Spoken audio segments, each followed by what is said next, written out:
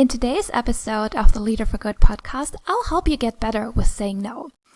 I'm going to cover a couple of things in this episode. I will reveal the hidden reasons why it's so hard to say no that never get talked about. And I will also give you a process for how you can get better and more comfortable at saying no. I'm beginning with a really powerful quote. So let's jump right into the episode. Some article. I don't remember where it was or when it was, but it's still, like I'm still thinking about it because I thought it was so insightful.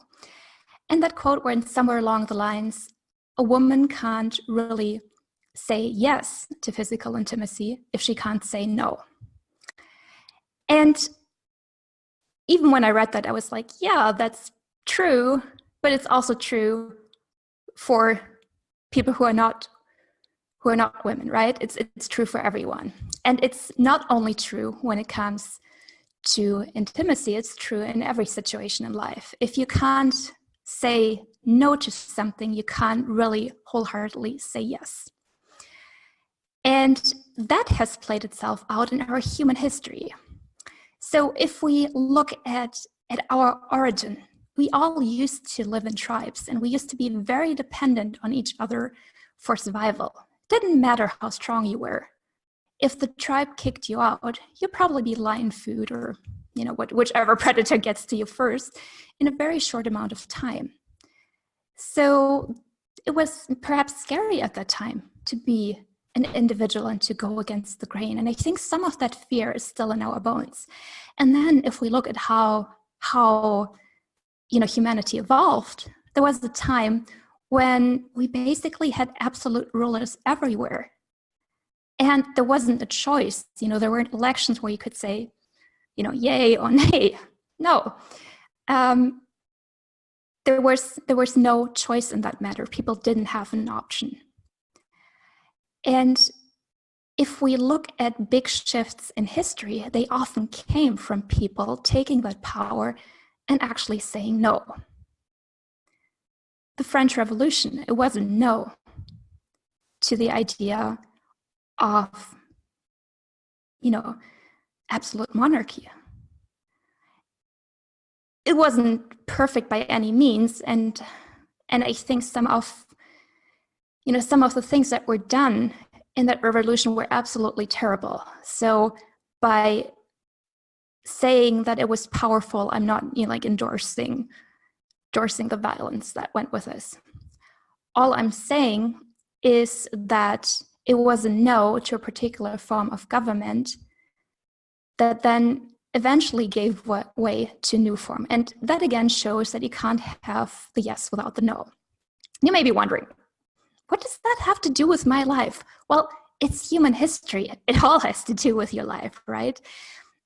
There are lots of fears that we hold in our body because no has been so powerful throughout human history. Like people have literally lost their heads and their lives because of the word no.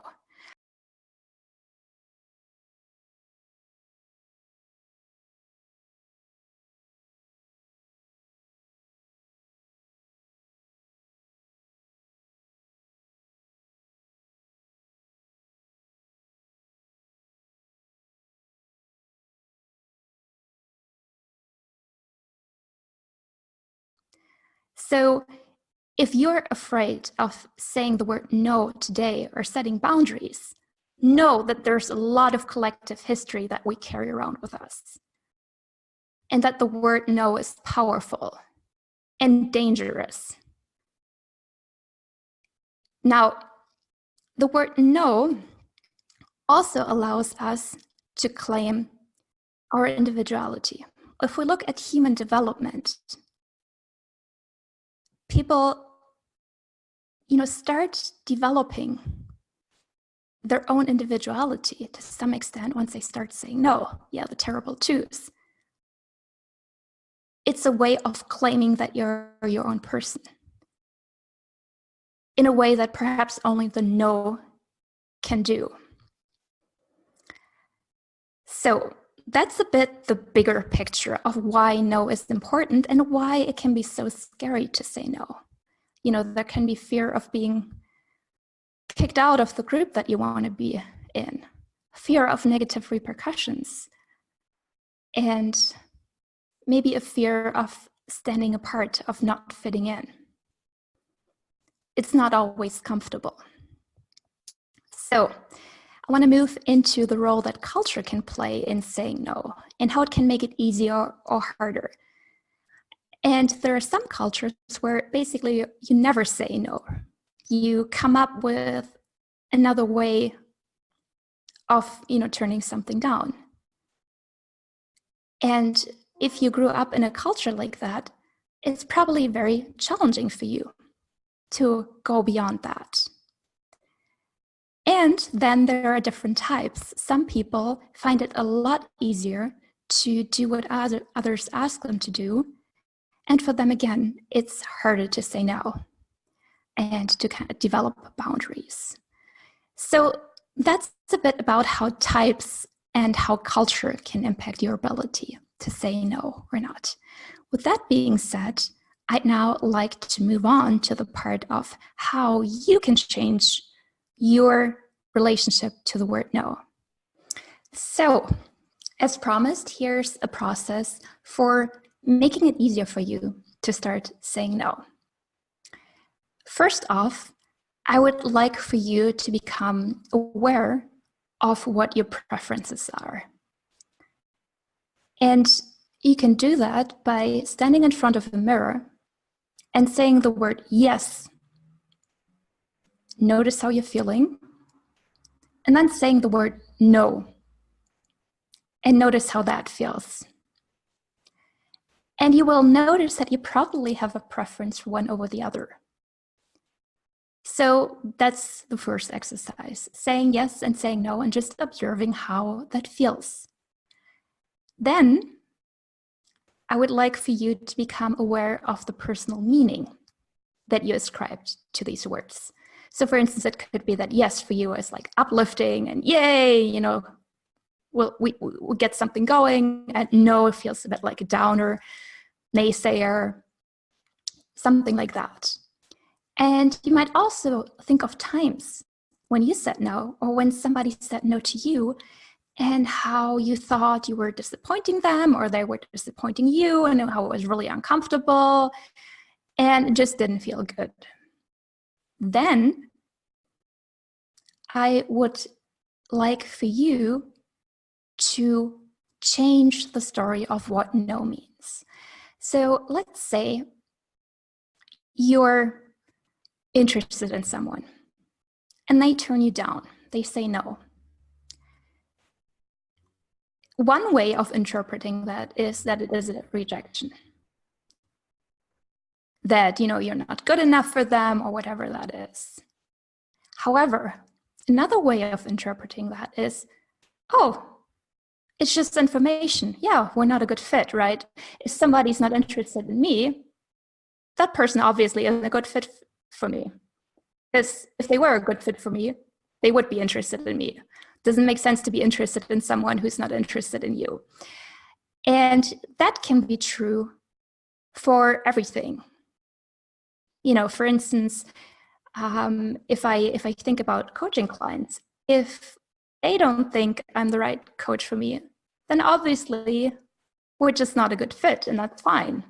Because there are others who feel differently. Just as if somebody, turns you down romantically, there are other people who really want to be in a relationship with you. And that's about changing, your interpretation of what the word no means. Lastly, the last step is to start to see the value of the word no. And to really see that, imagine a world where no didn't exist. If nobody ever said no to you, it wouldn't change that the person maybe really isn't interested in you as a romantic partner or as an employee or as a collaborator or whatever it is. It'd just be stuck in all these really bad entanglements that nobody actually wants. And it's really helpful to start to see no as something that cuts through all that goes to the heart of what is really right and what is wrong for you. And there's not necessarily a value judgment in there, right? It's just not a good fit. If somebody doesn't work with me, that isn't necessarily a value judgment about me. It just means that maybe they need something different. Something that is not really what I want to provide. And the other way around too. It's really just about assessing fit.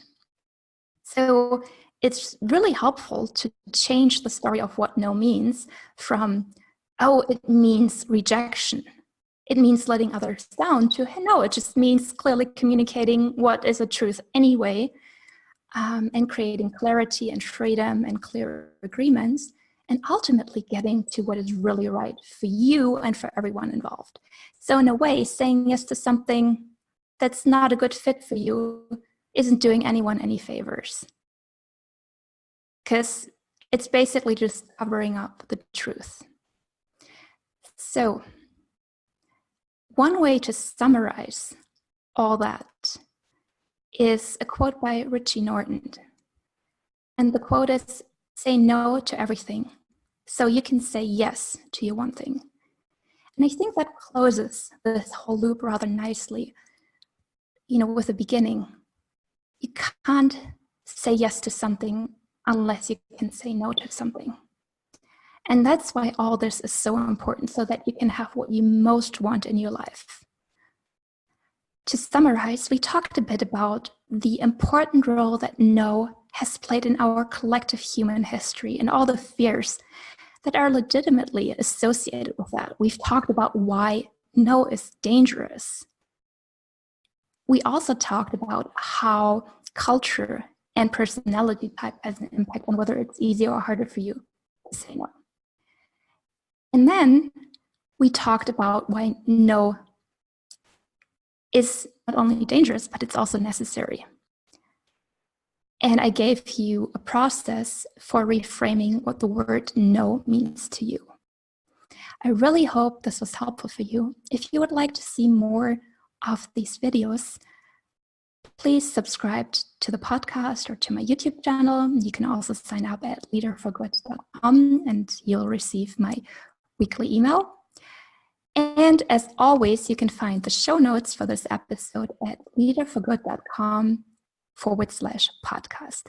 I look forward to being with you in the next episode. Bye.